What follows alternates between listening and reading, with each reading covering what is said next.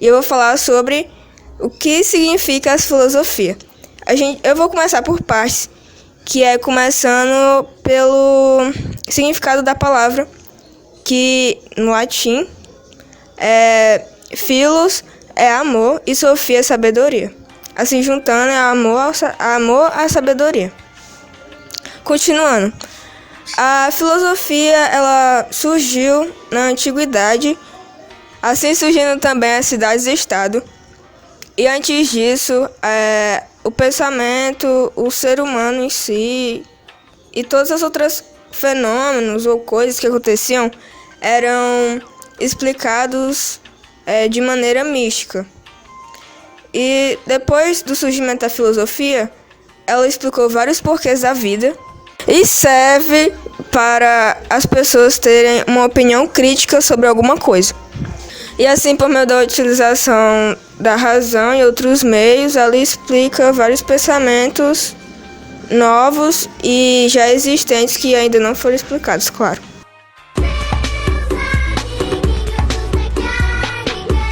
Olá, meu nome é Joyce, eu sou da Escola Salaberga e eu vou falar um pouco sobre Sócrates. Ele é conhecido como um dos fundadores da filosofia ocidental, por mais que na sua juventude isso não tenha sido óbvio.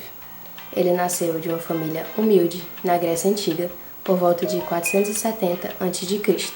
Seu pai era escultor, talhava as colunas dos templos e ensinou a Sócrates o mesmo ofício. Sócrates trabalhou como escultor e também serviu ao exército durante 3 campanhas. Só quando se aposentou que ele se dedicou à tarefa que ficou mais conhecido, que é a de educador. Sócrates não deixou nenhuma obra que possamos ver. Tudo o que sabemos dele vem de relatos dos seus alunos, Platão, Xenofonte e Aristófanes. Os trabalhos de Platão e Xenofonte vão bem ao contrário do que realmente é o caráter de Sócrates. Na obra de Aristófanes, As Nuvens, Sócrates é representado como um malandro que ensina seus alunos a terem comportamentos incorretos. Ele não era conhecido pela sua oratória, muito menos por fazer grandes discursos. Em vez disso, ele fazia várias perguntas, uma em cima da outra, para saber o que realmente alguém sabia e o que não sabia. Nesse processo, tanto o aluno como o professor aprendiam. É conhecido como o método socrático, considerado um dos melhores métodos do ensino. A reputação de Sócrates como homem superior surgiu quando o oráculo afirmou que não havia ninguém mais sábio que Sócrates. Então, ele resolveu fazer uma entrevista com as pessoas mais sábias de Atenas, e ele chegou à conclusão de que todos sabiam muito, mas eram ignorantes sobre o que não sabiam. Então ele disse: "Só sei que nada sei", frase mais conhecida como o paradoxo de Sócrates. A razão de Sócrates ter poucos amigos é pela forma que ele apontava falhas no raciocínio alheio, e também um pouco da sua aparência desagradável.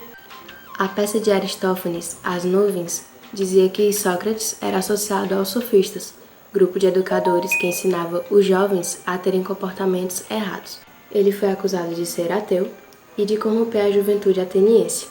Sócrates se defendeu no julgamento, negou ser sofista, mostrou provas de suas verdadeiras intenções e, mesmo assim, o júri declarou culpado e o sentenciou à morte. Ele tinha 70 anos e foi de frente à morte sem medo. Por mais que ele tenha morrido, suas ideias não morreram. Elas foram vividas por seus discípulos. A importância de Sócrates na filosofia se dá pelo fato dele ensinar a teoria das coisas, ou seja, ele fazia as pessoas criarem conceitos e respostas por meio dos seus conhecimentos. O método socrático é usado por vários professores do mundo inteiro.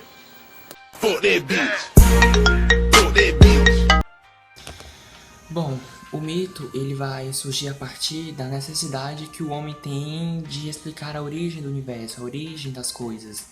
O mito ele sempre vai vir em forma de narrativa, são explicações fantasiosas. Um exemplo bastante conhecido disso são os gregos antigos, que usavam basicamente a mitologia como forma de religião, uma forma de explicação divina para a origem das coisas. E os narradores que narravam esses mitos, eles possuíam uma certa credibilidade diante da sociedade. As pessoas confiavam, acreditavam plenamente nas narrações feitas por eles. pois acreditava-se que eles eram enviados dos deuses para realizar essa função. E o mito, ele só criava, só se consolidava na sociedade se as pessoas aceitassem, se houvesse uma aceitação coletiva, se respondesse às necessidades da sociedade, se visse para explicar algo diante da sociedade. Olá, meu nome é Vinícius e eu faço parte do primeiro ano de enfermagem e vim abordar um pouco sobre o tema os pré-socráticos. O que eram os pré-socráticos? Pré-socráticos eram filósofos que fizeram parte do primeiro período da filosofia grega e recebem esse nome pois antecederam Sócrates. Esses pensadores buscavam nos elementos da natureza a resposta da origem do ser e do mundo. Foram eles os responsáveis pela transição da consciência mítica para a consciência filosófica. Os filósofos pré-socráticos construíram a cosmologia, explicação do universo baseada em logos. A filosofia, com esses primeiros filósofos, deu origem à produção de conhecimento e à representação da realidade. Os principais filósofos do período pré-socrático foram Tales de Mileto, Demócrito de Abdera, Pitágoras de Samos, Heráclito de Éfeso, entre outros. Para facilitar os estudos, os historiadores reuniram os pré-socráticos em escolas filosóficas. Dentro delas podemos citar Jônica Escola, Eleata Escola, Pitagórica Escola, Pluralistas, entre outros. Hoje não se tem muitos escritos dos filósofos pré-socráticos, e o que se tem são elementos escassos. Meu nome é Alisson e falar para vocês sobre desigualdade social. Bom, primeiramente, o que é desigualdade social? Desigualdade social ou desigualdade econômica é um problema que ocorre em todos os países do mundo. Mas o que gera essa desigualdade? Essa desigualdade é gerada a partir de má distribuição de renda e falta de investimento nas áreas sociais, como por exemplo, saúde e educação. Desta maneira, uma maioria da população fica à mercê de uma minoria que detém os recursos, o que gera essa desigualdade. As consequências são todas negativas. As desigualdades sociais podem trazer mortalidade infantil, alta taxa de marginalidade no mundo. O que a desigualdade social traz de consequências? Se um governo ou país ele não atender a demanda básica da população, tampouco ele irá prosperar de forma equitativa.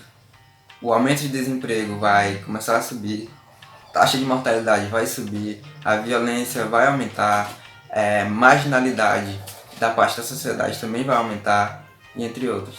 Vou falar sobre estratificação social. É um conceito sociológico utilizado para classificar indivíduos ou grupos a partir da análise de condições socioeconômicas. A estratificação social serve também como base para compreender as configurações da sociedade em hierarquias e na formação das desigualdades sociais. São 3 os principais tipos de estratificação social. Estratificação econômica, que é baseada na posse de bens materiais, fazendo com que haja pessoas ricas, pobres e em situação intermediária. Temos a estratificação política, que é baseada na situação de mando na sociedade, grupo que tem e grupos que não têm poder. Temos a estratificação profissional, que é baseada nos diferentes graus da importância atribuídos a cada profissional para a sociedade. Por exemplo, em nossa sociedade, valorizamos muito mais a profissão de médico do que a profissão de pedreiro.